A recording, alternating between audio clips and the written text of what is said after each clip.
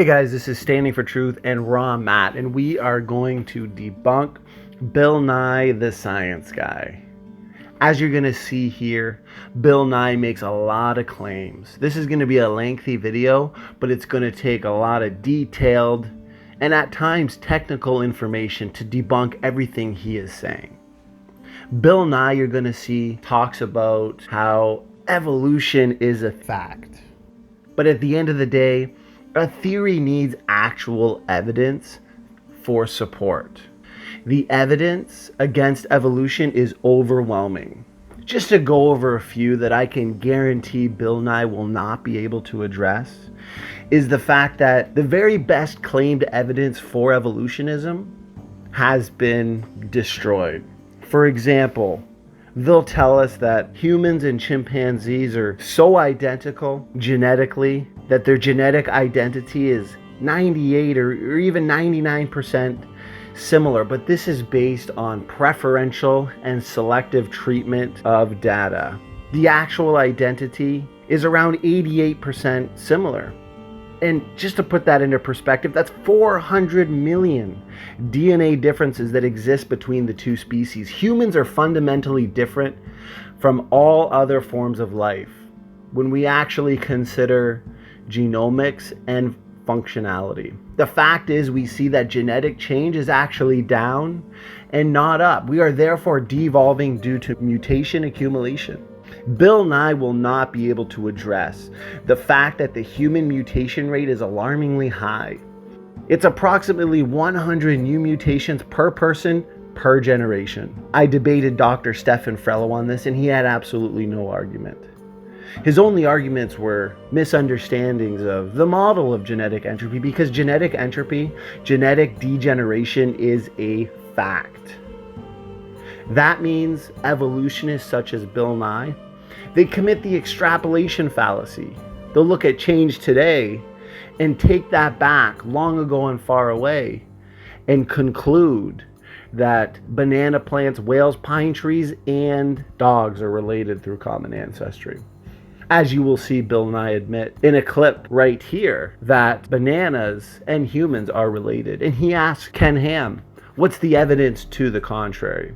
Now, as we can see, Bill Nye has no evidence that banana plants and humans are related, because as I was saying earlier, the mutations, deleterious mutations are catastrophic.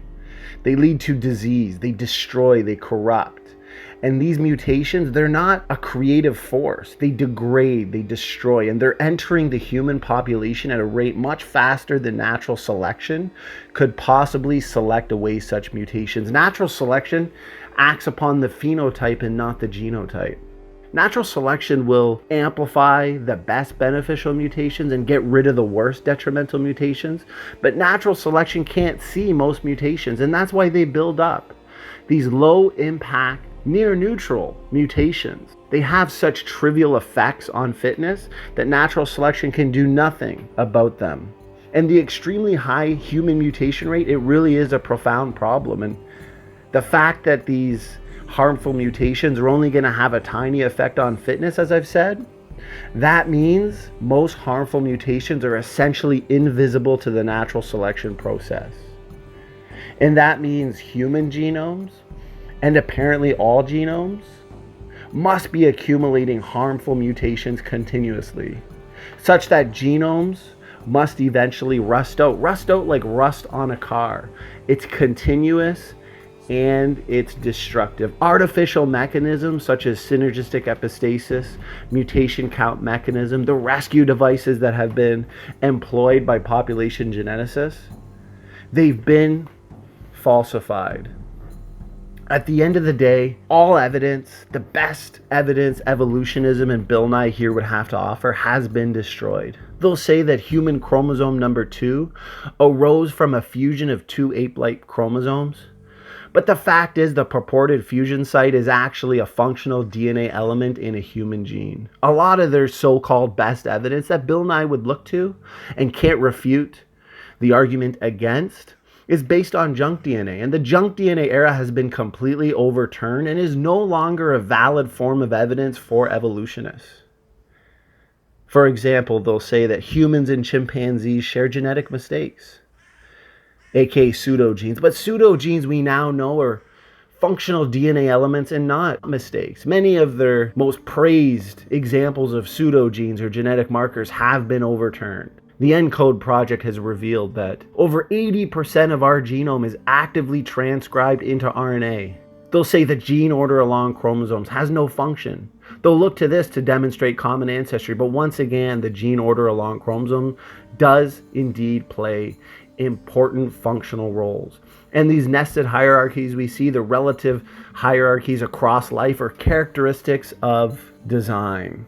Everything we see points to a biblical base model and refutes a model of universal common ancestry. He says bananas and humans are related, but from your perspective, all life is related? Certainly. So we're related to a banana? Yes. Okay. We can actually look at Lenski's experiment. And this experiment is extremely significant, but what's funny is it's for opposite reasons. The bacteria, the E. coli bacteria in this experiment, they have not experienced forward evolution. Thousands and thousands and thousands, over 60,000 generations of bacteria. And we have learned that bacteria produce bacteria, and yet Bill Nye here wants to say that bacteria, banana plants, and humans are related through common ancestry. It's not even a good theory. It's not even a good hypothesis. There's no evidence. And in this experiment, the net effect has been reductive evolution. It's evolution going backwards. Yes, there's been some adaptation in this artificial environment, but it's been mainly due to loss of function mutations. And this type of adaptive fine-tuning, at best, can be called microevolution. And the fact that it's being accomplished through a net loss of information, for example, broken genes, deletions, broken functional systems, losing genes short-term, long-term degeneration, disrupted gene regulation. This is evolution going the wrong way. In all 12 experimental populations in this experiment, the functional bacterial genome has shrunk. It contains less total information. I'd love to see Bill Nye address this. This bacteria will quickly go extinct in any natural environment. If Bill Nye wants to use any type of experiment to say that humans came from something that was non-human, dogs came from something that was non-dog, dogs, humans, whales, and banana plants are related through common ancestry, this would be the experiment. And yet, at the end of the day, this experiment, which should have validated large macroevolution, has demonstrated very powerfully that the mutation and selection process has extremely serious limitations. They are not creative mechanisms. Mutations destroy. And so even given huge, massive populations and vast numbers of generations, this experiment, all that was accomplished was a very small, a trivial amount of adaptive microevolution, and we don't disagree with adaptation. We look to adaptation, we predict adaptation. The evolutionists will say, well, there's a trade-off. And although there has been some superficial fine-tuning happening in a handful of genomic sites, no one disagrees with this. Significant genetic damage has been accumulating throughout the rest of the genome, and many due to slightly harmful deleterious mutations that natural selection cannot act upon. They cannot be selected away. This means in the long run, the net effect will be degeneration, just like we see in the universe. Everything is winding down. Time is their god. With enough time, anything can be related to anything, but given a model population such as these bacteria, that would be optimal for validating evolution, proves that populations do not evolve, they actually devolve. Sorry, Bill Nye.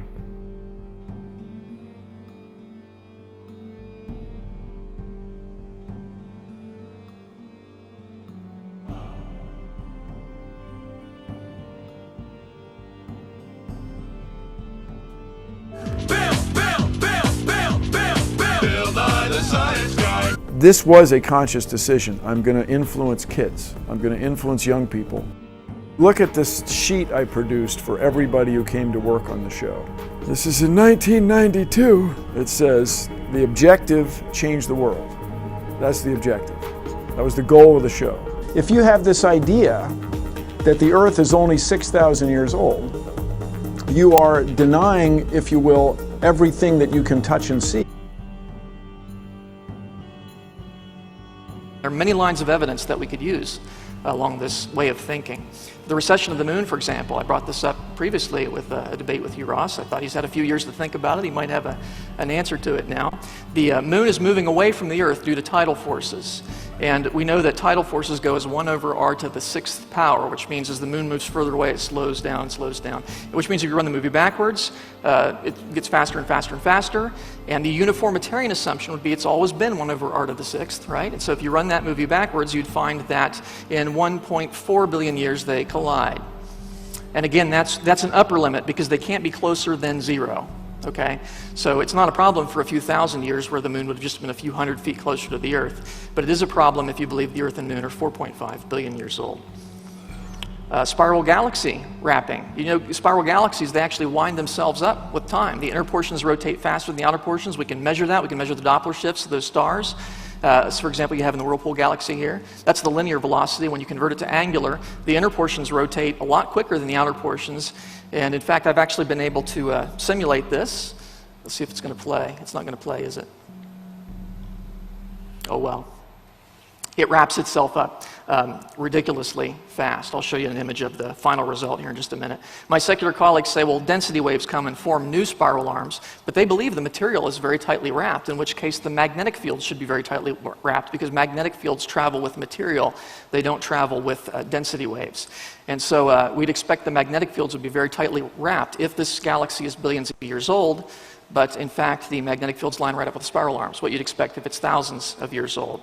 So basically, if galaxies are 6,000 years old, they ought to look something like that because they haven't had a lot of time to wrap themselves up. I believe God created them spirals and they've wrapped just a little bit. This is the result of the simulation. That's for a 1 billion year old galaxy.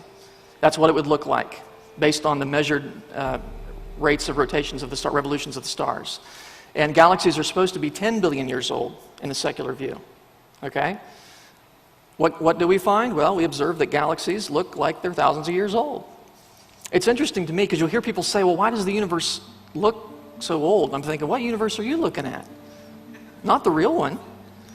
The internal heat of the Jovian planets, Jupiter, Saturn, and Neptune, give off more energy than they receive from the sun by a factor of about 2, something like that. And they can't do that forever because they're losing energy, right? They're expending fuel. You can't keep giving away more than you take in unless you're the federal government. But anyway, they can't do that forever. They're going to run out of heat, you see. And so, like take a potato out of the microwave. It's nice and warm. It's radiating that heat to space. Now Jupiter's a bigger potato. It can do that for a lot longer, but it can't do it for billions of years. And that is an issue in the secular view. Magnetic fields actually decay with time. We've actually been able to measure the Earth's magnetic field dropping over, we've been able to measure it for almost 2 centuries. It's an exponential decay from those measurements, and that's what we'd expect on the basis of just basic physics. We'd expect that it would decay exponentially. There's a sinusoidal perturbation on top of that. Now we think during the global flood, the tectonic motions would have affected that magnetic field, disrupted the currents, and you'd cause rapid reversals and things like that. But putting that aside and just assuming uniformitarianism, for the sake of argument, the magnetic field would just have been stronger in the past. It has we can measure the exponential decay. We know it has a half-life of 1,400 years. That means every 1,400 years it drops by a factor of 2. You run it back 6,000 years, it had been 20 times stronger at creation. That'd be kind of nice because that gives us increased protection from cosmic rays and things of that nature. If you run it back even 50,000 years, the magnetic field would have been 56 billion times stronger than it is today, enough to rip the iron right out of your blood. In fact, if you go back to 60,000 years, the Earth's magnetic field would have been as strong as a neutron star, which is the most powerful magnetic fields we know in the universe. It would rip your atoms apart. So it just can't be that old. Again, assuming uniformitarianism. It can't be that old. My secular colleagues are aware of this. And by the way, it's not just the Earth. The other planets of the solar system, a lot of them have strong magnetic fields. And my secular colleagues said, well, there must be some kind of recharging mechanism, you see. But they have to violate their own uniformitarian assumptions to get that because the decay appears to be exponential as far as we can tell. And also their recharging mechanism, which they call a magnetic dynamo, predicted that the magnetic fields would be well aligned with the rotation axis of these worlds. And it's not for many of the planets like Uranus and Neptune. It's not even close. In fact, my secular colleagues were expecting that the planet Uranus should have basically no magnetic field at all because it has no internal heat. And you need internal heat to drive that dynamo to recharge the magnetic field, allegedly. On the other hand, my colleague, Dr. Russ Humphreys, he's got a model for how God may have started the magnetic fields is really clever. And this is one of the few estimates that is giving us a true age estimate rather than just an upper limit. Based on Humphrey's model, the magnetic field of the planet Uranus should be within that little blue strip that you see there at the top. It should be somewhere between those two values. My secular colleagues believed that the magnetic field should be basically non-existent for the planet Uranus. And when Voyager 2 went past the planet and measured the magnetic field, the measured magnetic field is that. It's consistent with 6,000 years of decay. Isn't that interesting? It's nowhere close to what you'd expect for billions of years. Comets are another example. Comets are balls of ice and dirt, and they orbit the sun on elliptical paths, coming close to the sun and then swinging back out far away. And they lose material when they come close to the sun. And that's what forms a comet's tail. It's material being blasted away. We know the rate at which the material is leaving. We know the size of the comet. You can estimate a typical comet could last no more than about 100,000 years maximum before it totally runs out of material. And yet we still got comets. So if the solar system's billions of years old, why do we still have comets? My secular colleagues said, well, there's an Oort cloud that makes new ones. Basically a comet generator that we can't detect, but it makes new ones every now and then. And they're welcome to speculate on that, but I call that a rescuing device because, you see, I don't think there's any evidence for an Oort cloud. The bottom line is comets are an indication of the youth of the universe, or at least of our solar system, and there's evidence that other solar systems have comets too. So if the solar system is 6,000 years old, that's what we should see. If it's billions of years old, that's what we should see, which is to say we shouldn't see any comets, and in fact we do see comets. Blue stars are another example of the youth of the universe. We find blue stars ubiquitous in spiral galaxies, especially in the spiral arms. And they're beautiful, and they cannot last even tens of millions of years. And my secular colleagues will acknowledge that, because blue stars, even though they have a lot of fuel, they expend it very quickly, kind of like an SUV. They got a big tank, but they don't get very good gas mileage. So they can't last billions of years, and yet we find them everywhere in the universe. Everywhere in the universe. And my secular colleagues won't even argue the age. They know that blue stars can't last long. And so they'll say new ones must be constantly forming. But you know, we've never seen a star form anywhere in the universe, which is interesting. In fact, to get gas to condense and fall into itself and form a star is really problematic. Gas wants to expand. I think you know that. You didn't hold your breath when you came into the room in case all the air should go to that corner. You expected the air to expand and fill the room, and that's what it naturally does. Now, once God makes a star, its own gravity will hold it together. But in space, the force of gravity is tiny compared to the force of gas pressure in a typical situation. So in a 6,000-year-old universe, you'd expect to find lots of varieties of stars. Red stars can last long periods of time. It doesn't mean they're old, it just means they can last that long. Blue stars can't. You'd expect to find both. If the universe were billions of years old, you'd expect only the red ones would be left. Or you'd at least see stars in the process of forming, and what we do see is consistent with thousands of years. Really compelling. Of course, there's a lot of other lines of evidence I could mention that are indicative of youth, and I don't offer these as proof because, as I mentioned earlier, you can't prove scientifically the age of something. I'm just showing you that there's an inconsistency in the secular way of thinking in terms of uniformitarianism and naturalism. In many instances, it leads to results that are inconsistent with its own assumptions.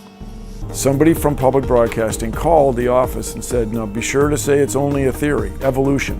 I said, "No, I'm not going to say it's only a theory."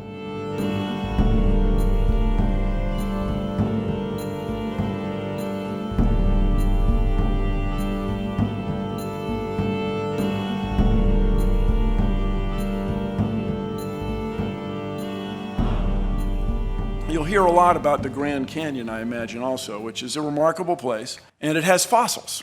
And the fossils in the Grand Canyon are found in layers. There is not a single place in the Grand Canyon where the fossils of one type of animal cross over into the fossils of another. Bill Nye here looks to the fossil record, to the geologic column. But what the fossil record actually supports, contrary to what Bill Nye would want all the kids to believe, is death and burial on a global scale. And guess what? This is exactly what the Bible describes in Genesis with the global flood of Noah. The existence of a fossil in general is absolute proof that it happened quickly.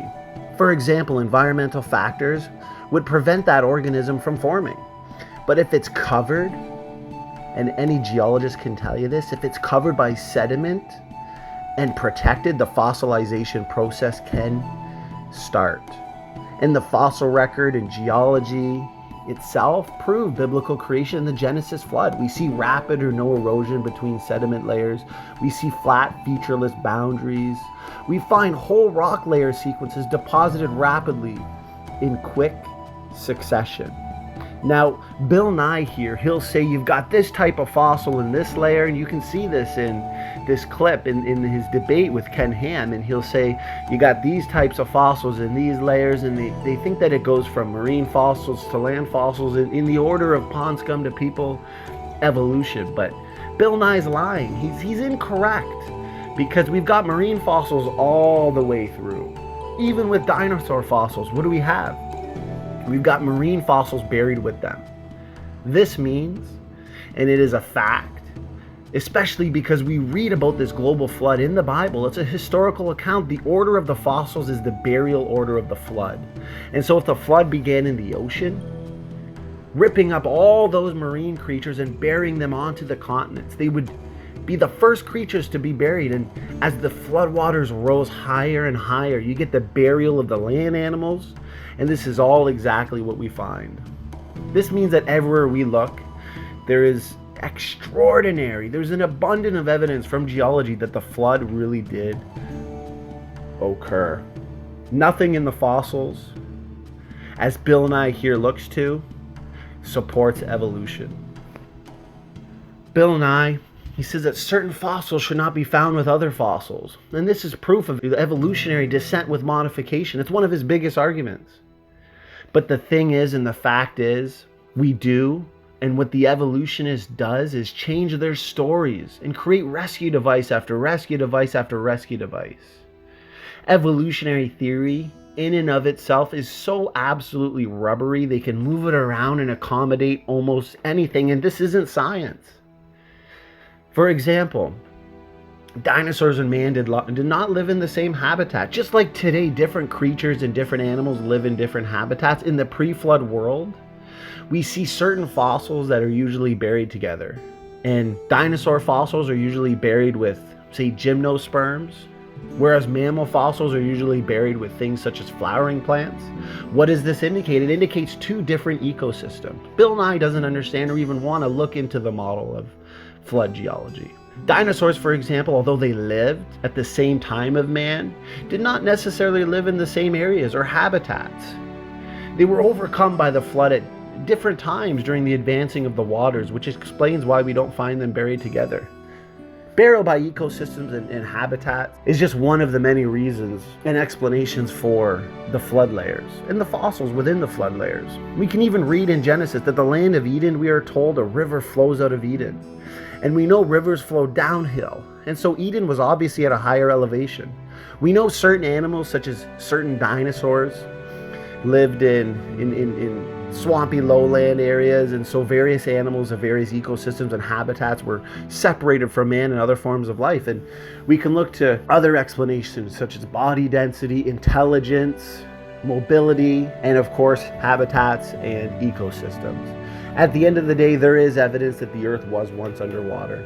We see marine fossils on mountains, in areas, landlocked areas that are actually far from the sea. Sedimentary rock layers extend over entire continents or even farther. That means the deposition of those layers had to have been catastrophic, or as I said earlier, there would not have been much fossilization. So how is Bill Nye going to explain the fact that we see fossils of animals giving birth, fish being eaten? All this suggests sudden and rapid burial. So all these observations they're in accord with the flood of Noah, covering the entire earth just a few thousand years ago. And at the end of the day, Bill Nye talks about how creationists don't make predictions. Well, when we look at the continents today, what are they doing? They're moving only very little. But when we look to Noah's flood, the flood is described in Genesis, we aren't looking at continental drift anymore, obviously. We are looking at continental sprint. The Bible tells us that the fountains of the great deep is broken open. The earth is fractured like an eggshell. Continents are moving vertically, horizontally. And this model of catastrophic plate tectonics, continental sprint, predicts that the pre-flood ocean crust would be dragged down into the mantle. This is a process that we call subduction. Bill Nye will know of this. Now, because that happened recently, of course, according to our model, say only a few thousand years ago, the cold ocean crust should still be cold.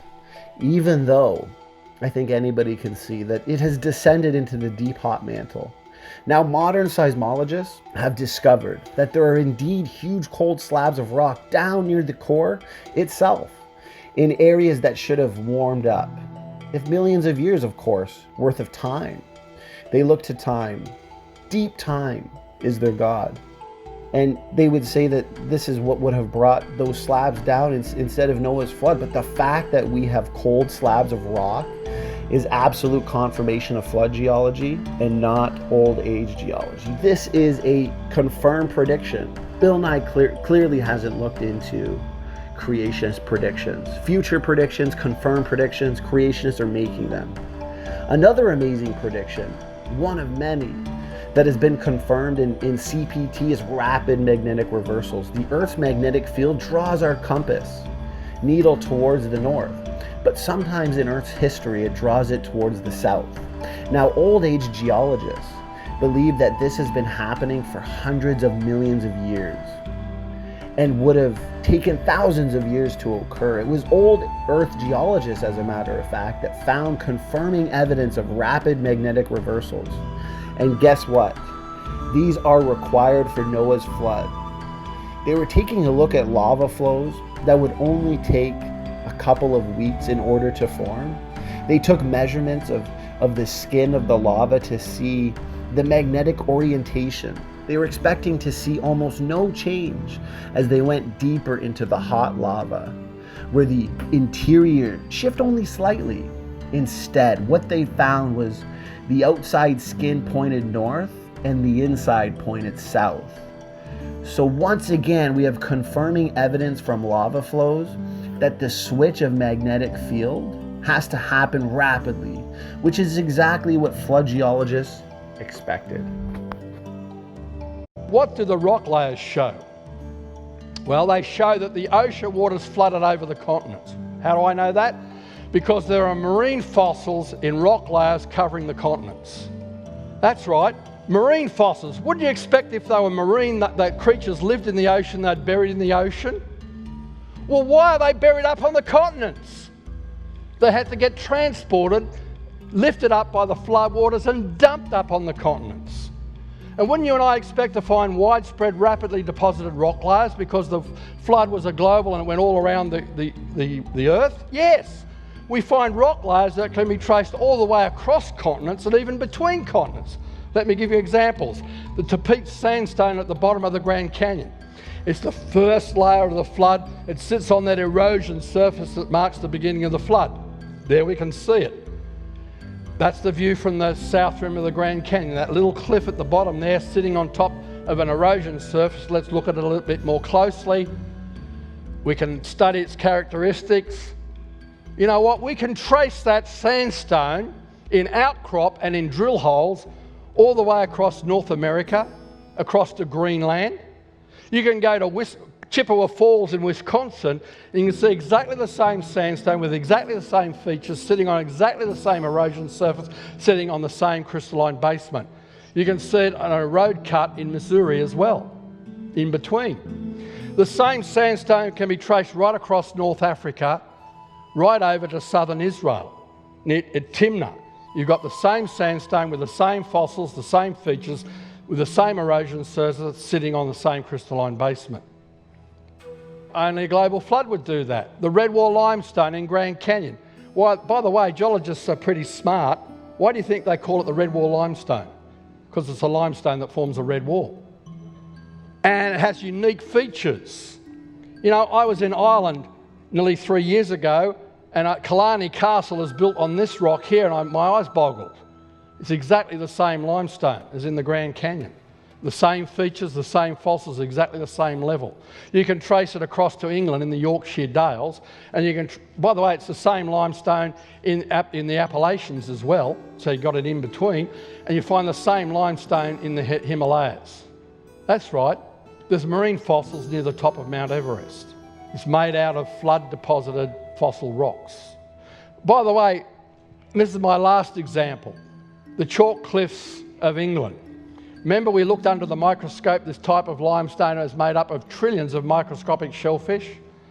What I didn't tell you last time is that you can trace that limestone across the Northern Ireland, but you can also trace it across Europe to Germany, the Netherlands, Germany, Poland, all the way down to Israel, Egypt, Turkey, Kazakhstan.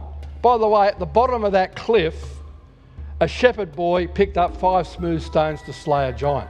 There's the same chalk beds as on the English Channel coast.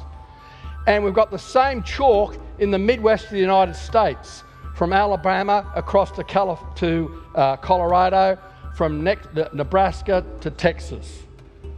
The same chalk beds. By the way, the same chalk beds are found in southern Western Australia. That's a global scale fossil graveyard made of all these trillions of microscopic shellfish. Well, what do the scientists say about the formation of this limestone called chalk?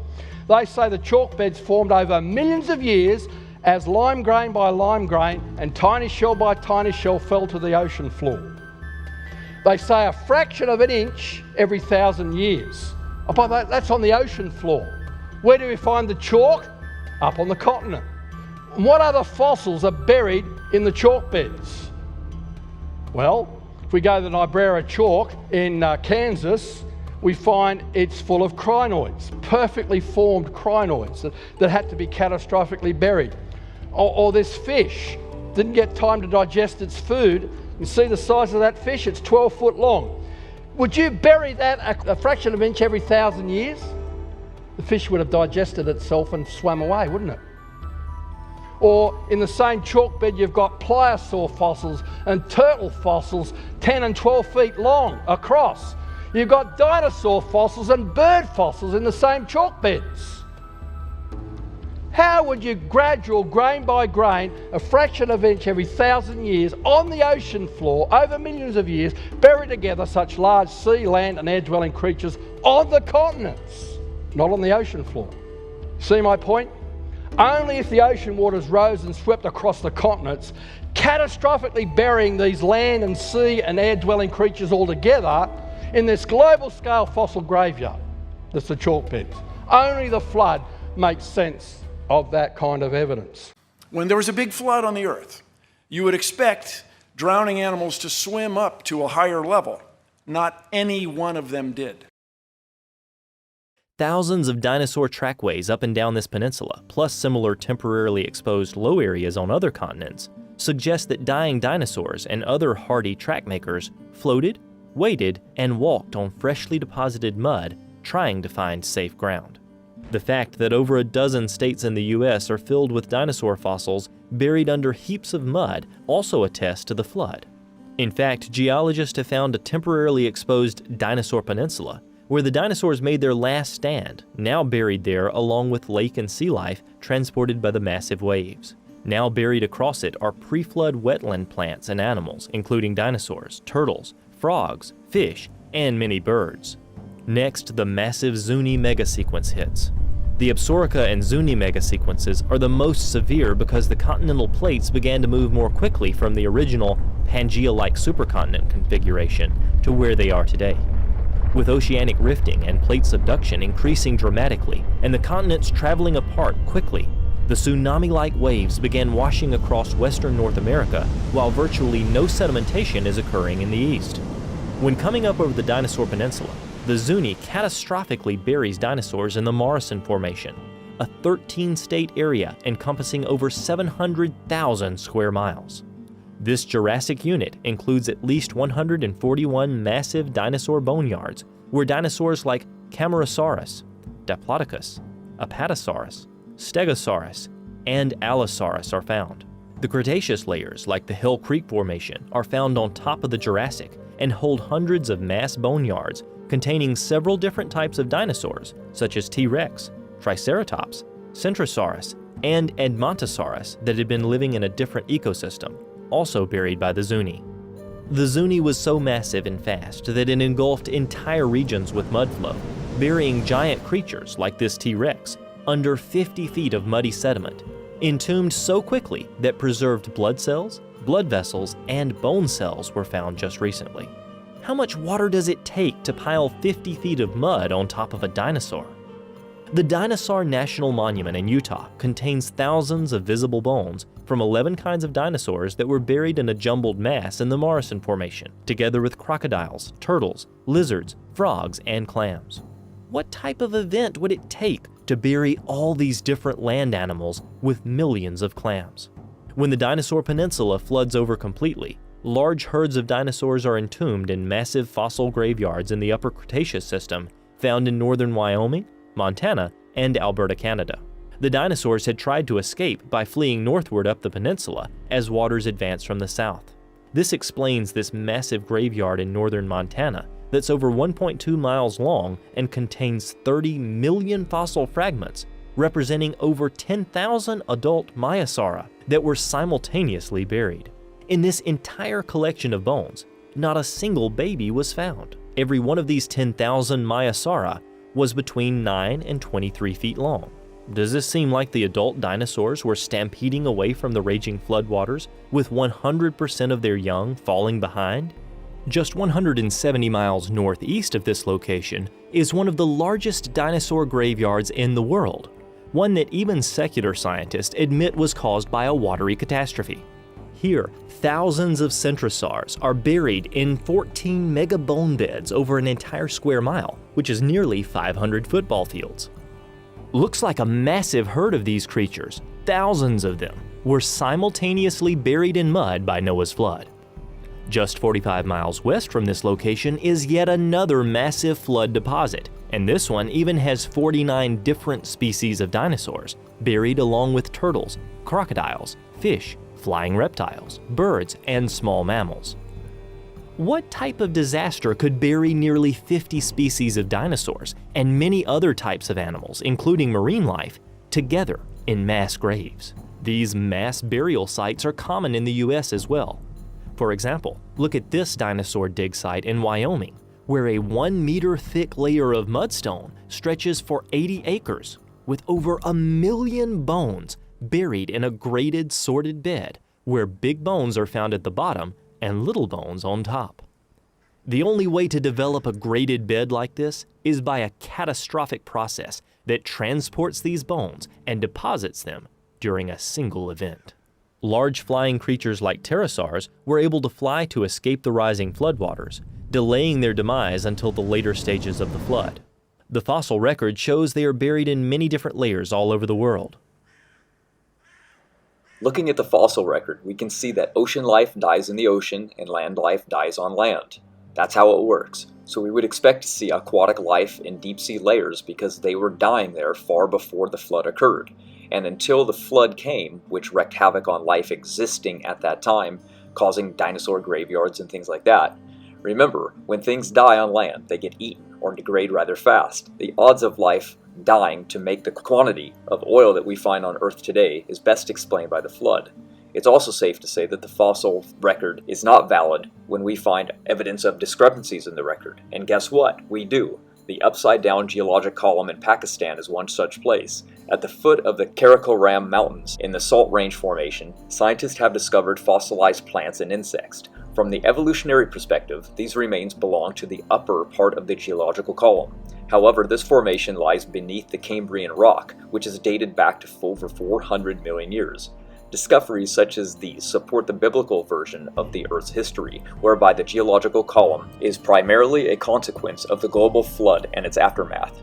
It is no surprise that there is some order to the fossil record, such as sea creatures buried beneath land creatures, and mobile creatures such as birds near the top.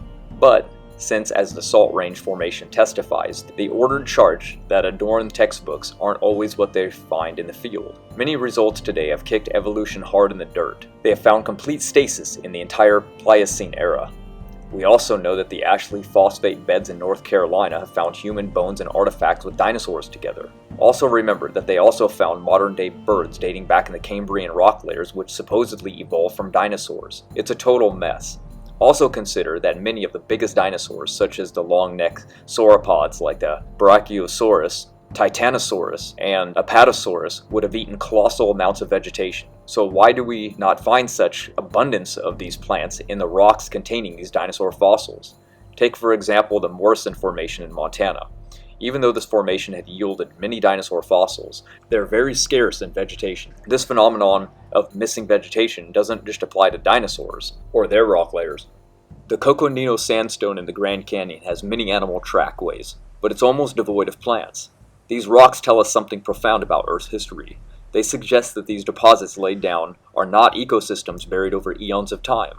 Otherwise, we'd find more evidence as plants that the animals ate. Instead, the evidence fits nicely with the biblical model of early Earth's history, whereas these animals were transported and buried catastrophically during Noah's flood. Geologists have assumed and say that calm weather conditions are required for these settling processes to occur to form mudstone. Therefore, whenever they encounter mud deposits, they interpret them as forming in tranquil water environments. However, recent research published in the prestigious Journal of Science has turned this argument on its head.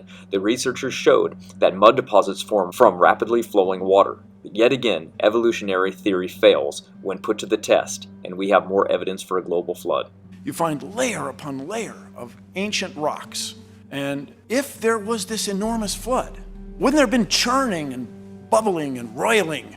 How would these things have settled out? Noah's flood lines up with brand new scientific research. Over 1,800 oil well boreholes from 4 continents have all been compiled and mapped. The newly emerging map tracks the thickness and extent of each rock type as they were laid down by the flood.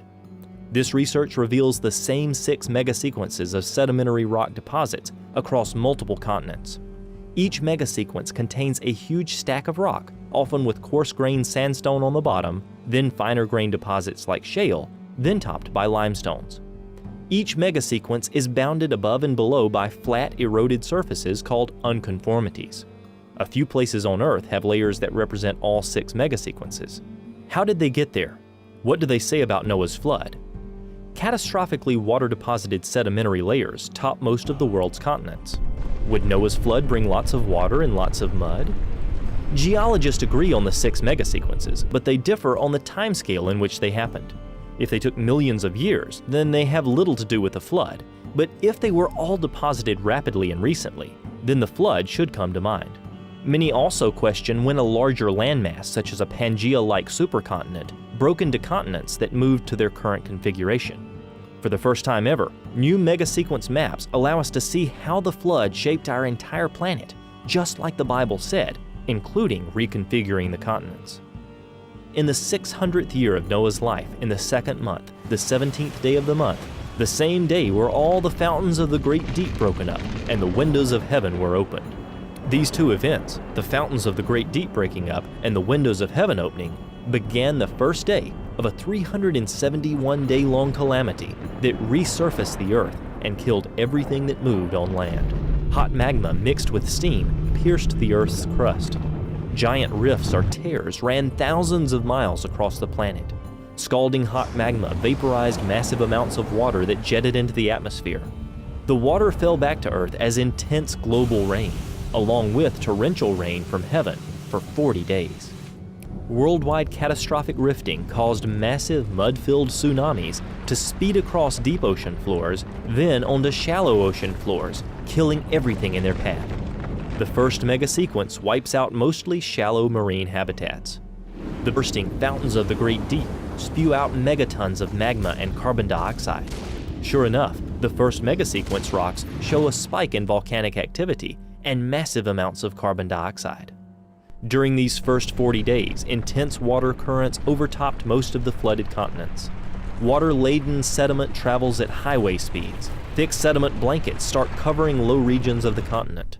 Fossils show that the first 3 megasequences buried the shallow seas that were filled with marine life, as these deposits have almost no trees or land animals. All 3 megasequences covered similar environments across North and South America and Africa, the 3 continents mapped so far. One global cause, Noah's flood, best explains this one worldwide effect. Then by the 40th day of the flood, the Absorica megasequence began hitting.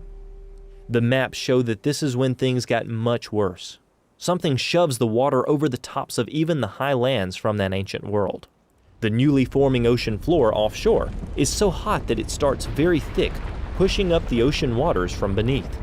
Sea level rises dramatically. Molten magma rises and fills the widening gaps, pushing the mid-ocean ridges wider. The hot ocean floor shoves against the continents, then slides beneath them like giant conveyor belts, deep beneath the earth in some places. Rather than the conventional model that has the seafloors spreading slowly, this runaway subduction actually happened quickly, moving at about 5 miles per hour, due to the heat caused by the friction and pressure of the rapidly subducting plates. As the diving ocean plates subduct under the land, they push down the continental edges and then release them, creating tsunami cycles that blanket the continents, just how tsunamis happen today, only more intense and frequent. For example, the most powerful earthquake ever recorded in Japan, and the 4th largest in history, was a magnitude 9.1 earthquake that occurred in 2011. This earthquake was caused by an undersea megathrust about 45 miles east of the Japanese coast. At the center, there was a 160-foot slip between the overriding plate that was part of Japan and the underlying Pacific plate. The sea bottom rose about 23 feet when the fault unlocked, and the resulting earthquake triggered a devastating tsunami that was 133 feet above sea level and traveled inland for 6 miles. The tsunamis occurring during the flood, however, were different, much different. With the ocean ridge bursting open rapidly and pushing the ocean floor under land continents on a worldwide scale, tsunamis were happening in cycles, several every hour, and with long stretches of subduction zones active at the same time. The incoming phase of a tsunami has a much higher speed and is highly turbulent, which keeps the sediment in suspension, but it leaves behind layers of sediment as it slows down in the retreating phase. This cycle repeats several times every hour during the 150-day inundation stage of the flood, first entombing the shallow marine life, followed by land creatures in different habitats and elevations, leaving behind what we see today in the fossil record. These types of tsunamis have even occurred in recent history, such as the tsunami caused by slipping ocean plates that hit the coast of Washington in 1700 and left behind multiple layers representing each wave of the tsunami.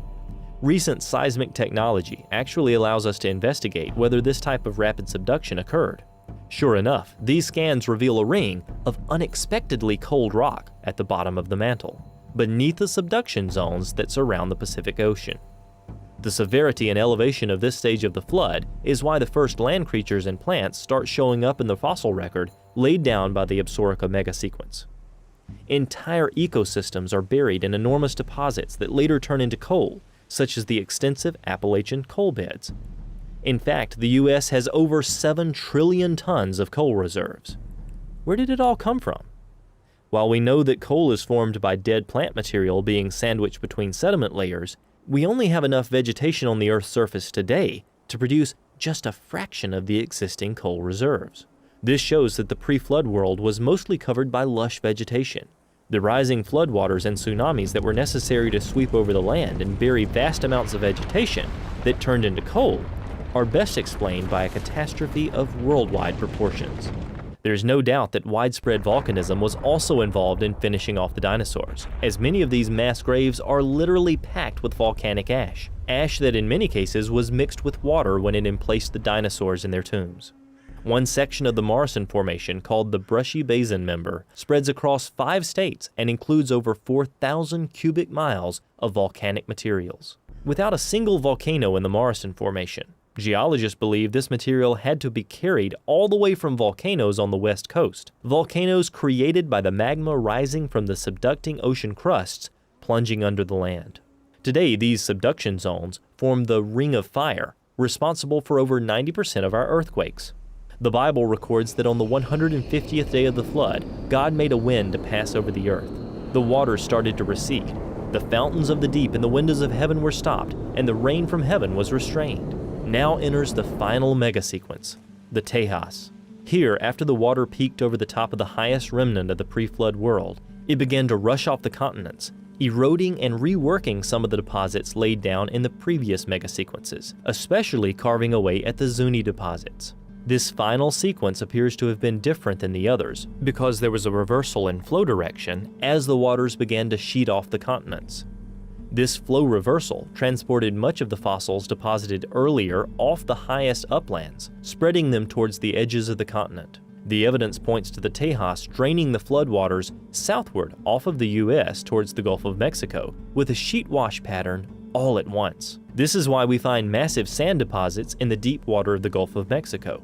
Billions of barrels of oil have been discovered there, with much of it found within a massive 1,100-foot thick bed of pure sand in over 7,000 feet of water, over 200 miles offshore. In addition, plants swept off the pre-flood lands formed massive coal beds, such as in the Powder River Basin of Wyoming and Montana. These Tejas layers contain the largest coal deposits in North America that currently supplies over 40% of the coal in the U.S. Some of these stacked coal beds are up to 200 feet thick and cover areas that are 60 miles long by 60 miles wide. The sheer volume of plant material required to form such a massive layer of coal testifies to catastrophic circumstances. The massive runoff that began with the Tejas may also explain the lack of human fossils in the rock record. Any residual human remains left buried in earlier deposits were totally destroyed by the erosive, retreating floodwaters. In line with God's promise to wipe them from the face of the earth, any residual remains were ground up and likely spread in all directions over great distances by the Tejas, lessening the likelihood of finding any human fossil remains. Because humans were impacted earlier by the flood's violence, they were destroyed and thus not buried whole deep in the sediments, leaving no fossil traces. Erosion in the Tejas sequence would have affected the strata beneath, wiping away even traces of human remains buried in earlier layers. When God stopped the fountains of the Great Deep on day 150, the new ocean surface began cooling and sinking, allowing the floodwaters to lower as they sheeted off the continents into the new ocean basins. Psalm 104 describes the mountains being raised at the end of the flood, and the waters draining down valleys and off the emerging new land surfaces. The seafloor rifting process and the resulting mountain forming process explains why sea creatures are found on mountaintops all over the world, high above current sea levels. For the remaining 220 days of the flood, the water recedes from the earth and it dries out, allowing time for Earth to be replenished with vegetation for the animals to eat when they eventually come off the ark. This year-long catastrophe left behind a vast number of proofs that, quite frankly, make its occurrence obvious. First, we have the staggering volume of fossil-bearing sedimentary rocks around the world. Over 1 mile thick on average, billions of dead things buried in rock layers laid down by water all over the earth. And the sediment they're found in lies above sea level. What sort of water process could emplace so much sediment above sea level on top of the land surface? Another clue is the vast horizontal extent of individual sediment layers with little to no erosional channeling between successive layers. What sort of transport and depositional process could conceivably generate such uniform layers over such vast horizontal distances? Many of these layered beds are separated by bedding planes on the scale of inches to feet, a feature so common that few stop to think about how it happened. It's as if the sediment is being deposited in pulses in a repeating manner, with each pulse producing a thin layer commonly found around the world. The flood tsunamis provide a perfect explanation, and it happened so quickly that there was no time between deposition of the layers for surviving critters to burrow into the layers and churn them over. What has been discovered, both from a creationist as well as from a secular understanding, is that much of the continental fossil record was already in place before any of the present-day ocean crust had come into existence at a rift zone. For example, all of the trilobite fossils had been deposited, plus all of the older coal deposits had already been formed before any of the present-day ocean crust had formed. Since in creationist understanding, the presence of fossils is a completely trustworthy indicator of the action of the flood, this means that much of the flood cataclysm had already unfolded and had generated fossil-bearing sediments on the continental surface before any of the present-day ocean floor had appeared. It further implies that all of today's ocean floor formed since the onset of the flood, during roughly the latter half of the cataclysm. It also means that all of the pre-flood ocean floor, plus the ocean floor formed during the earlier portion of the flood, must have been recycled into the Earth's interior during the cataclysm. These considerations indicate in a compelling way that rapid plate tectonics must have been a major aspect of the year-long flood catastrophe. This 6-megasequence worldwide flooding process perfectly set the stage for the subsequent ice age. The oceans had been tremendously heated by the rifting that had taken place across the 45,000-mile ridge system, and the creation of a completely new seafloor of hot lava as a consequence. This caused an abnormal amount of evaporation, and thus continuous rain that was likely worldwide. The volcanic activity created by the subduction zones that created the ring of fire would have spewed volumes of ash and aerosols high into the atmosphere, resulting in cooling, especially in the higher latitudes. These factors combined to produce an ice age that lasted a few hundred years, but ended as the conditions that caused it waned.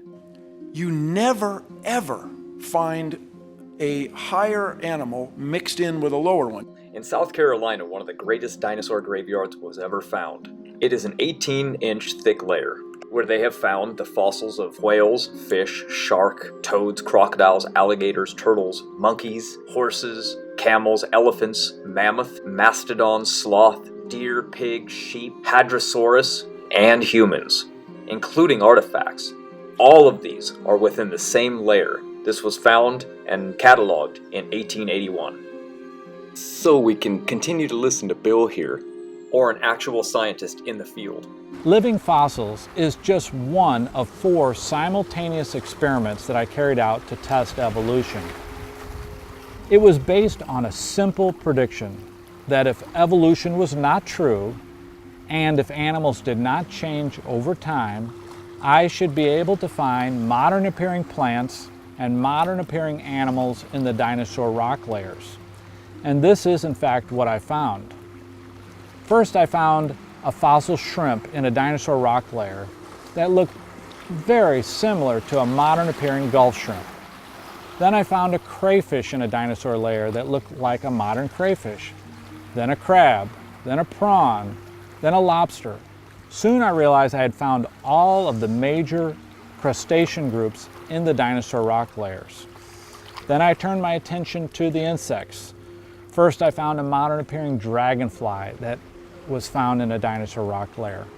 Then a katydid, then a cockroach, then a cricket.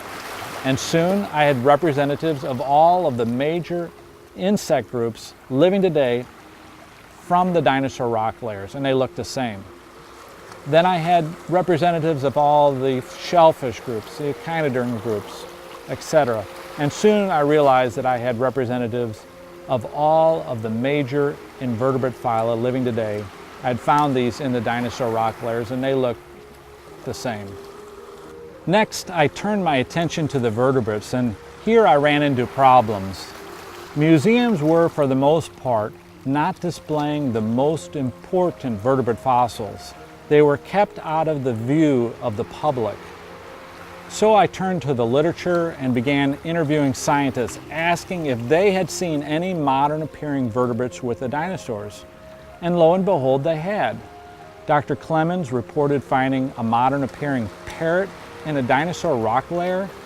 Others reported finding ducks, loons, flamingos with dinosaurs. This was utterly amazing. And others reported finding shrew-like animals, squirrel-like animals, platypus-like mammals, and other mammals in the dinosaur rock layers. Now, I did not find any of the larger mammals in the dinosaur rock layers, but this could just as easily be explained by a misinterpretation of the geological layers. Lastly, I turned my attention to the plants, and once again, I found representatives of all of the major plant divisions living today in the dinosaur rock layers, and they looked the same. Sequoias with dinosaurs, oak trees with dinosaurs, magnolias, dogwoods, etc. It was amazing. In summary, I predicted that if evolution was not true, I would find modern appearing plants and modern appearing animals in the dinosaur rock layers. And this is in fact what I found. What we want in science is an ability to predict.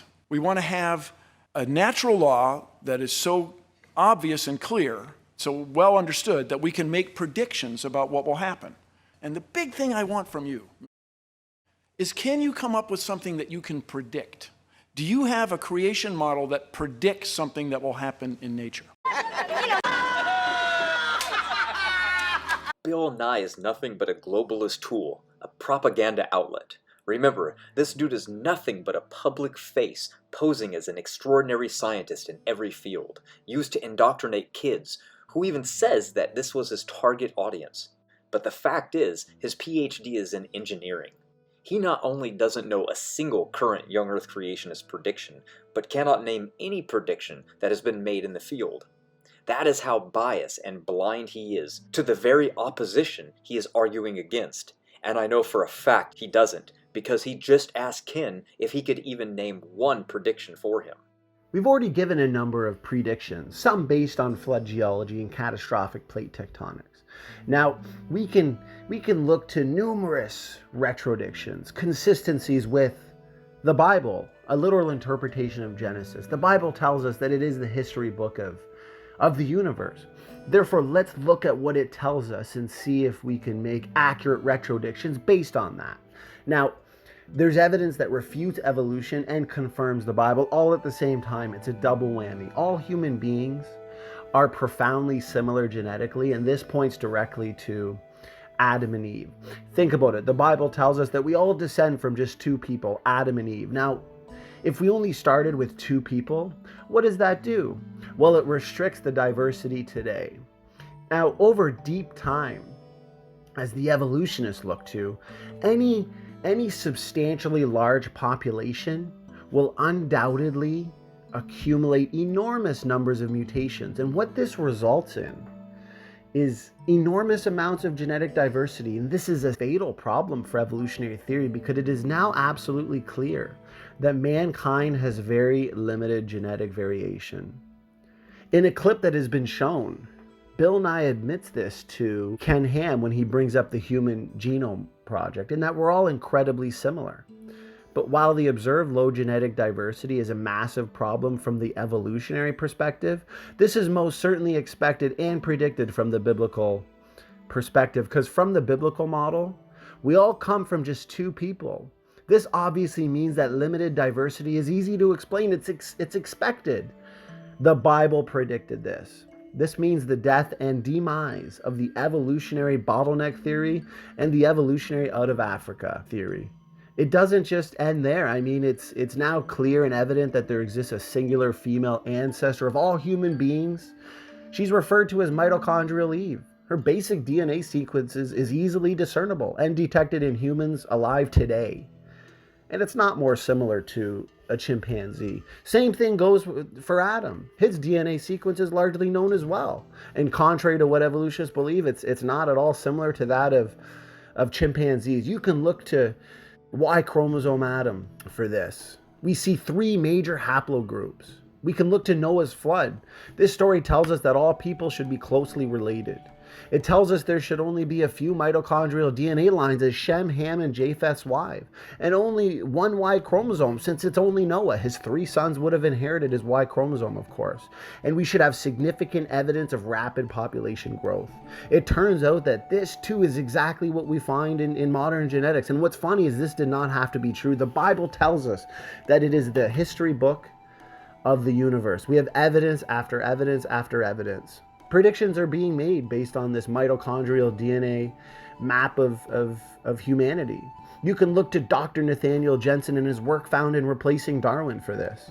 You can look at this tree that has been, it's several 100 human individuals, and the tips on this tree, these branches, represent human individuals, and the distance of the lines, they're very long lines, would be lots of DNA differences, and the short lines would be almost none at all.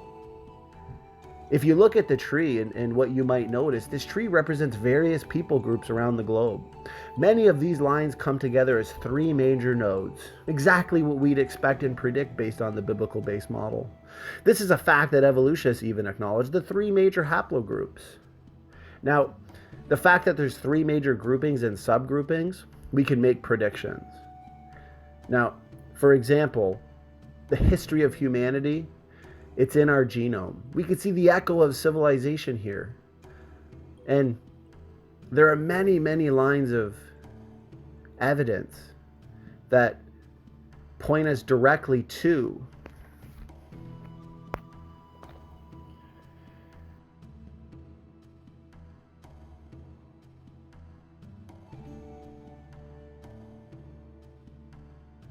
Do you have a creation model that predicts something that will happen in nature? Because that's what real science does, implying that creationism doesn't have any falsifiable predictions, thus not real science. Now, I know that a PhD is not a prerequisite to be called a scientist or to develop expertise in any subject, obviously, but Bill Nye is not an expert in climate science, yet he talks about the subject like he is and tells others that he is. And from watching him with Ken Ham, he also claims to know creation science doesn't use applicable forms of the scientific methods. Yet, he doesn't even know anything about our models, nor what type of science methods we use. He was even stumped when Ken Ham brought up the Human Genome Project that showed that all humans were 99% genetically related. The fact is, if Bill really wanted to know the truth, rather than just walk through the ark with TV cameras following him, he would have actually talked to one of the creation scientists, and not an actual preacher. Rather, he would have investigated and learned our side of the argument. The fact that he doesn't know any of this shows his absolute bias against it, but it's not a shock to me at all, really. He, like other atheists like himself, call creationists the ignorant ones. How pathetic. He is like most angry atheists today, offended by others who think differently than the way he does. He's like a lot of atheists who witch hunt today against intelligent designers or creationists, rather than actually look at the science they use and see how far superior it is to their dogmatic belief of evolutionism, built on nothing but assumption. You and I are descendants of Martians. Okay, That and is that's not crazy. And that's not crazy? You're saying we're descendants of Martians, and that's not crazy? I say it is not crazy. It's extraordinary, but not crazy. Okay, and so we have a process where- by which we can prove that. That's what's so exciting. Prove that we're Bill, I want you to do that for all these young people. Prove that we're descendants from Martians. I can't prove that right now. Is it crazy that you and I are descendants of Adam and Eve? We are descendants from a common ancestor. I don't But know is that it they went by crazy those that names. is it crazy that God made the first man and woman and we're descendants of them? For me, there's no evidence of that. When we read the Bible, it states that God took Adam's rib to make Eve, and from them spread all humanity. Normal humans have 46 chromosomes in each cell, divided into 23 pairs, with 2 copies of chromosome 2. Since Adam's DNA was created with these 2 original chromosomes 2 in the Y chromosome, for which every normal man has, and that Y chromosome gets passed on to all future males, then it becomes easy to trace the Y chromosome back in history. The sons of these sons have the same Y chromosome as their paternal grandfather, and so on. For this reason, all male offspring from one man have the same Y chromosome. We follow that all the way back to a single point of origin, and we find our answer if creation is true or if evolution is true. The evidence tells us that a single male ancestor, Adam, was the father of all men because there was only one man alive to pass on his Y chromosome to the world population of males. If evolution were true, and there were many male ancestors to all of humanity, then there would be a huge genetic diversity and far more than a single Y chromosome parent of mankind. What does the evidence show? We do only see one Y chromosome, with 2 chromosome 2s from Adam and no other. Therefore, genetics proves creation as well, as it places a tremendous limit on the amounts of genetic diversity we see in the world today. Since that is what we see, not only does it verify creation from a single male ancestor, but it validates biblical account, and there being only one paternal line going all the way back to Adam, with no other males alive, contrary to the evolutionary theory. Also, all humans came from a single female. I don't think people consider this fact very much. Let's just take a look at that last comment that I made about all humans being from a single female. What are the odds of this? If a secular evolutionist even considered this for just a moment, rather than shrugging it off with excuses like there must have been a bottleneck, or there were probably many other women alive and those women didn't have kids, or maybe all of them just had boys, completely non-logical, especially when I describe the scenario for you in a minute. Besides, even according to their own theory, they have no proof of any bottleneck occurring, not in paleontology, the fossil record, or geology, in the geological column. So, what evidence do we have for this belief of a bottleneck? They don't have anything for it. That's your answer. A failed hypothesis is all that they have. You see, this is the real problem. According to the evolution theory, about 100,000 to 200,000 years ago, there were about 10,000 to 30,000 individuals. That's an estimate. Now let's just say half were women. That leaves us with 5,000 or 15,000, whatever you want to go with. Let's just say that the average is 10,000 for this debate. So now we have 10,000 different lines of possible mitochondrial DNA to be passed down. Yet we only have one today. What are the odds of this? That's highly improbable. But if you start with the biblical account, this lines up perfectly as to what we would expect and what we do see. There should be just one line, and there is just one line, exactly what the empirical evidence shows. Vast correlations line up directly with what the Bible says, and this is undeniable evidence. So what's the difference between science and observational science? Stabbed yourself in the foot on this one, buddy, because creation science uses observational rates down the line. No assumption required. We have been genetically deteriorating since the fall of Adam, because sin brought death into the world, and rapid disease increase is evident, just like the Bible describes. Genomic decay is evident. We can see it not only in man, but even of the beast of the world.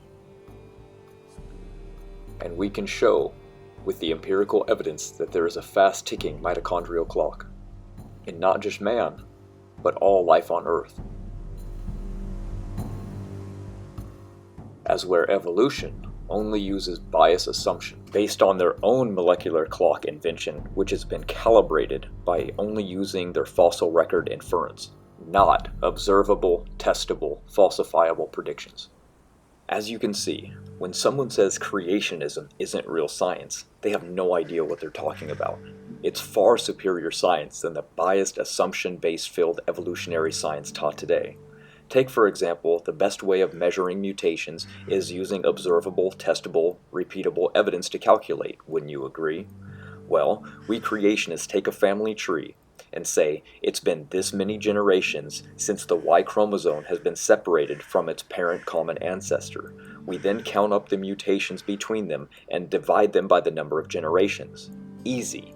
When you do this, you get a very high mutation rate, just like the empirical evidence shows. Most mutations rate calculate anywhere between 64 and 200 new mutations every generation. So you have more mutations than your parents, and they have more mutations than their parents, and so on. This is where the difference comes from. You see, as creationists, we use the observable rates, used in the genealogical method, as where evolutionists use their phylogenetic method, based off nothing but pure assumption. First, they assume common ancestry to be true, so they immediately add on an imagined, unknown, unfound chimp ancestor. Then they will take these two genes that are shared between the human and chimps, and they'll count out the number of differences and divide them by 6.5 million years, another assumption. The number of years that they assume the human split between the missing chimp ancestor. And that number gives you a very small mutation rate number. So they assume long-scale evolution already to be true, then they assume a missing link common ancestor, then they assume a split occurred between us and them. All storytelling bias assumptions involved. The observable evidence lines up with creation, not evolution, and not even close. And this is what you will see down the line. They do the same thing to mitochondrial clocks, which I showed you before this, tossing out the actual observable rates tested, seen in the lab. Totally biased and unscientific.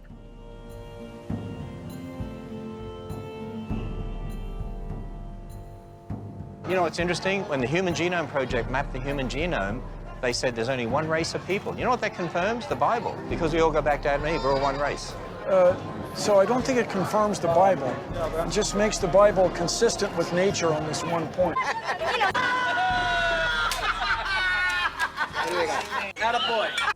My scientific colleagues go to places like Greenland, the Arctic, they go to Antarctica, and they drill into the ice with hollow drill bits. And we pull out long cylinders of ice, long ice rods. And these are made of snow. And by long tradition, it's called snow ice. And snow ice forms over the winter as snowflakes fall and are crushed down by subsequent layers. They're crushed together and trapping the little bubbles. And we find certain of these cylinders to have 680,000 layers. 680,000 snow, winter, summer cycles. How could it be that just 4,000 years ago, all of this ice formed? When it comes to the ice core layers, we actually found what's called the Lost Squadron. And the Lost Squadron were a plane that were lost during World War II.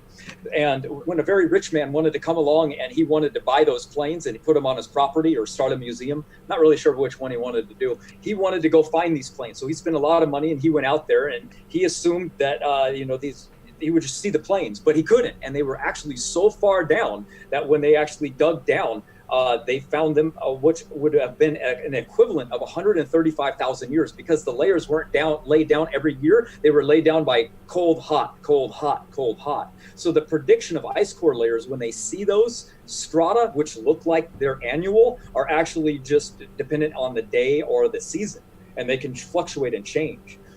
Top 5 reasons as to why creationism is an assault on science. Well, you deny your critical thinking skills. It's completely unreasonable. They're pyramids 5,000 years old, for crying out loud. First of all, radio halo dating in coal is closest to the conventional dating method. Way back in the 70s, Dr. Robert Gentry pointed to radio halos in coal from the Triassic, Jurassic, and Eocene rock layers. In evolutionary years, those layers are alleged to be 37 to 245 million years old. Wood was laid down and infiltrated with uranium. The uranium, as it broke down radioactively, left behind a sphere of radiation damage called a radiohalo around the lump of uranium. The wood was then compressed by tectonic upheaval into coal, and the spheres of radiation damage were compressed as well into flattened spheres. The uranium kept decaying and made a new sphere of radiation damage. Each alpha particle emitted from the uranium travels through the coal, damaging the coal. They radiate out in all directions, but they all end at the same distance because of the level of energy emission. So eventually enough particles are emitted to form these spheres of damage around the lump of uranium. The problem was that the amount of particles emitted since the compression event was only a few thousand years worth of radioactivity. And all of the coal samples had these flattened radiohalos within the same time frame. So what does that mean?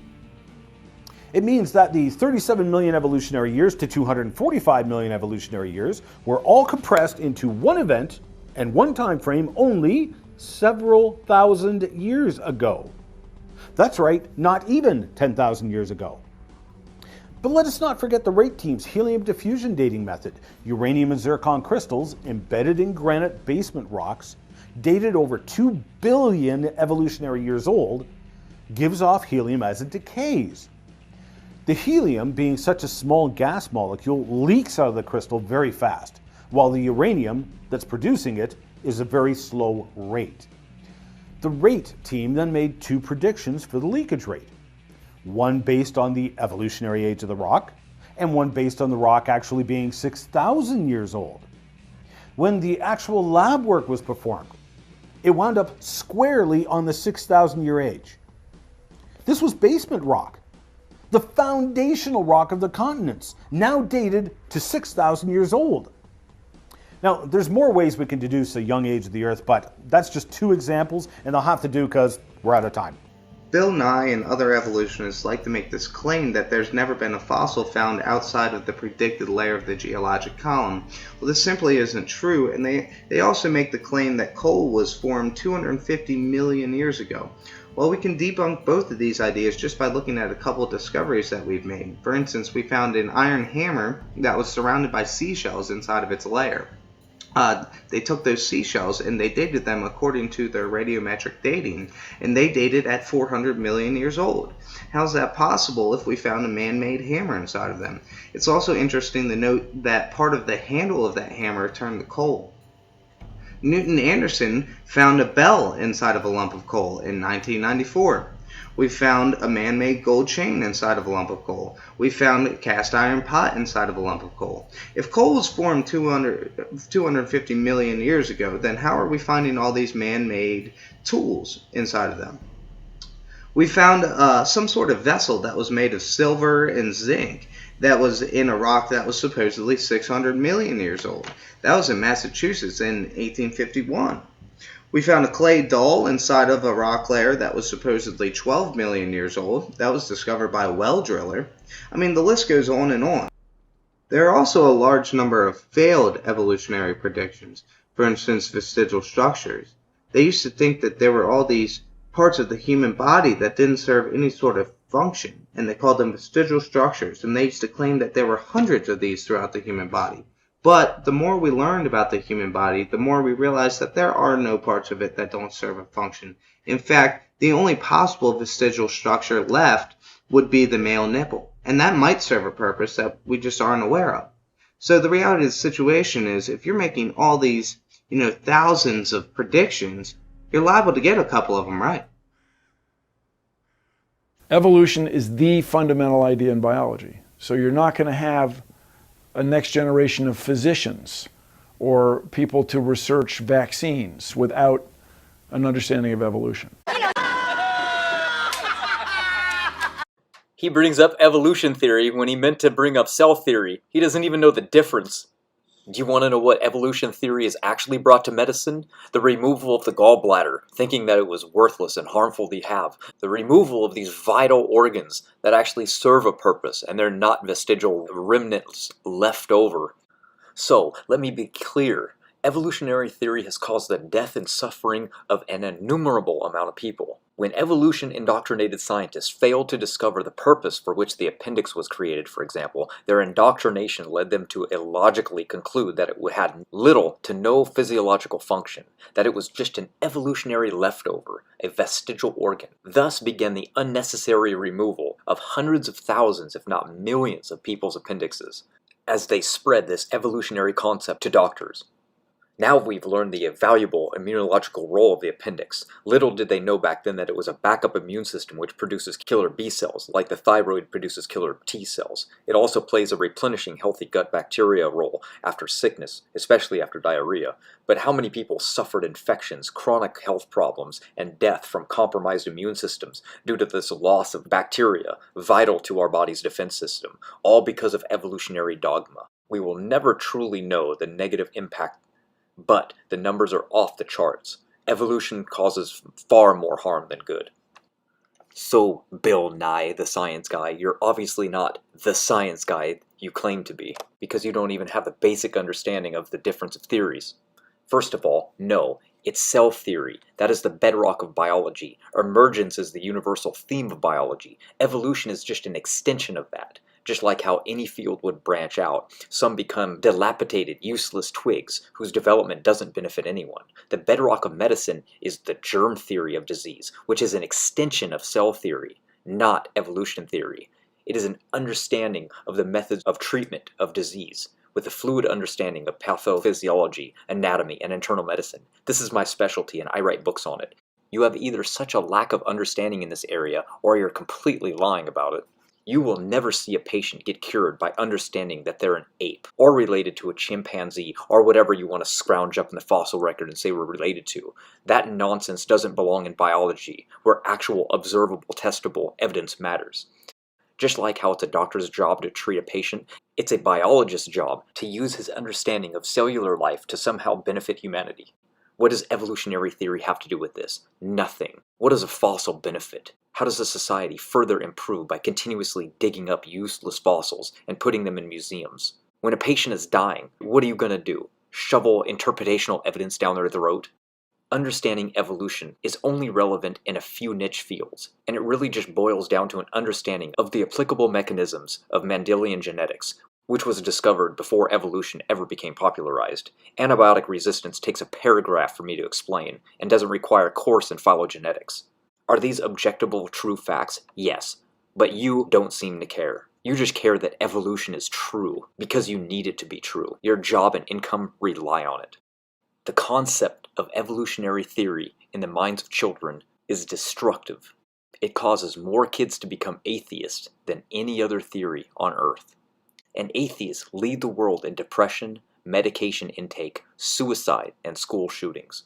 Good job, Bill Nye. Can you repeat it? I'm sorry. They said, if Darwin's title of The Origin of Species is it racist? Yeah, of course it's racist. Gotcha.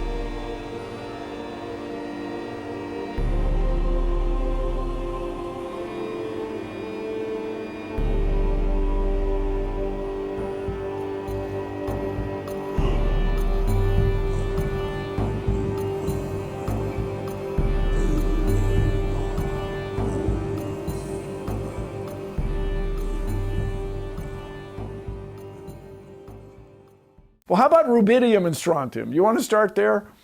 What we have found through chemistry is that certain radioactive elements will substitute in certain non-radioactive elements in certain rock crystals.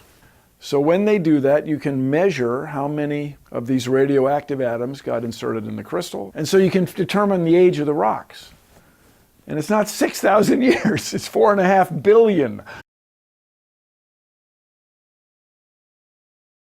Nearly every textbook and science magazine teaches that the Earth is billions of years old, and the primary dating method used for determining this is what is called radioisotope dating, or radiometric dating. Now, this is a reliable method for measuring absolute ages of rocks and the age of the Earth, right? First off, many scientists now regard the age of the Earth to be between 4.55 and 4.6 billion years old. Okay, so if this method is reliable and accurate, why the 50 million year discrepancy? That seems like a lot. But let's get into some details here and see what's going on. Keep in mind that there's all kinds of scientific jargon on this topic, and so we'll just present a very straightforward, simplified version of the process. Radiometric dating is the process of estimating the ages of rocks based on the decay of radioactive elements in them. Basically, there are certain kinds of atoms in nature that are unstable and spontaneously decay into other kinds of atoms. For instance, uranium will radioactively decay through a series of steps until it becomes the stable element called lead. The original element is called the parent element, and the end result is called the daughter element. Radioisotope dating is commonly used to date igneous rocks, rocks which formed when hot molten material cooled and solidified. The dating clock started when the rock cooled.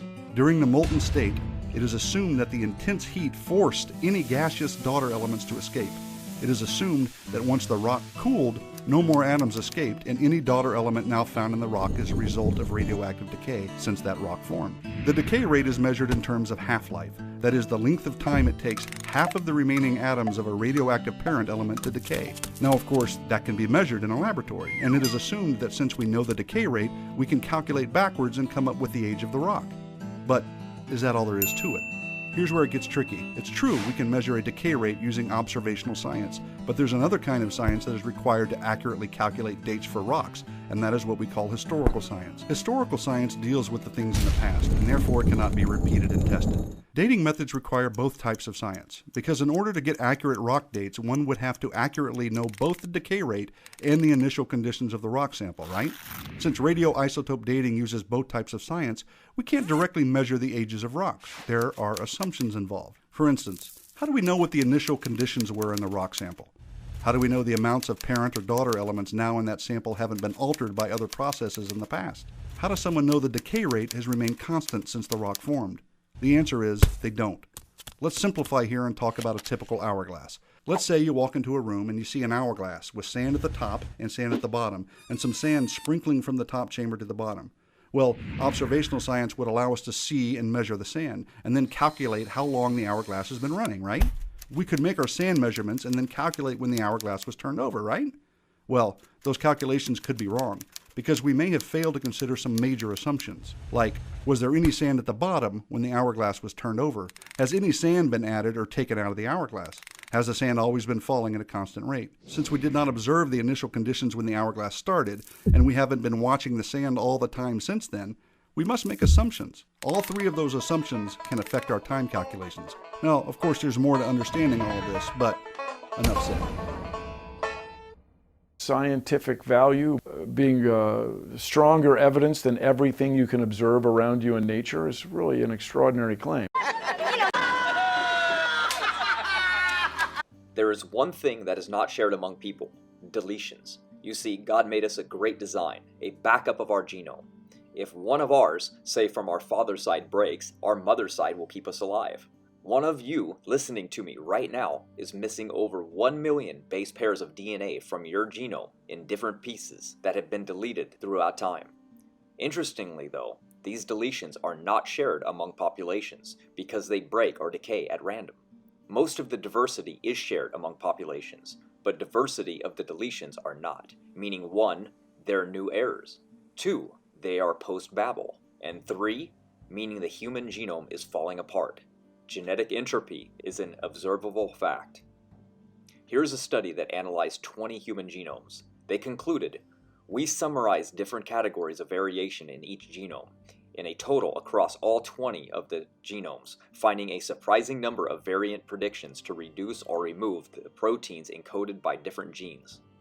So, we even have more evidence that people today are missing genes. In fact, surprising for evolutionary believing scientists, you're not supposed to delete information over time. You're supposed to evolve new information over time and preserve it. But what we see is different things falling out of the genome and rapidly. Dr. John Sanford predicted the extinction of the human race after 350 generations. Right now, we are at 300 since the time of Adam. He predicted this over a decade ago. And with more new studies recently being done using trio methods, the prediction that he had made is more clear than ever. There is a continuous buildup of mutations that are constantly adding up in the genome and decaying it. This proves a few things. One, if mutations and selection cannot preserve the information already within the genome, then how could it have already created the information in the first place? Two, the constant buildup of near-neutral mutations are constant. Now that this is proven, it is easy to trace this back in time using the observable rate, where we end up with a time of 0 mutations, which would have been Adam, and it happens to land exactly as predicted by young Earth creationism at almost 6,000 years ago. 3. Even modern-day secular scientists agree with this, and they see the problem, a rise in disease attributed to what they thought and believed were neutral mutations. So, besides the observable mutation rate to use as a clock, we also have a fast-ticking mitochondrial clocks, which also prove young Earth creationism. Dr. Jensen has used this fast-ticking mitochondrial region in his prediction called the transatlantic slave trade mutation rate of the Khoisan people. The results of this come out soon. However, using these rates already, which have been validated, this again proves young Earth creationism by showing that just 6,000 years ago, the clock started. Even studying human genetic diversity, the numbers land exactly with what young Earth creationism would predict, and not even close to evolutionary predictions. Multiple secular studies have validated a fast-ticking mitochondrial clock. Even tracing the Y chromosome back in time proves again young Earth creationism. Time and time again, the observable rates prove young Earth creationism and invalidate evolution. The only way evolution passes as real science today is by using mathematical assumptions into the equation. If it is removed, evolution truly has nothing. The observable rates prove the truth. The lies of evolution will not go unnoticed on our channel. Evolution has lied long enough to the public, and it's time for it to be exposed for the fraud that it truly is.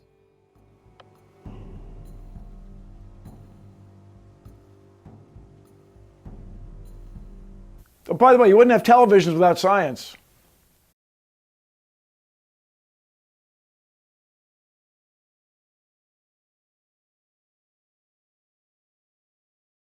So then you're saying There that are things that I accept as true that are not. that are not true.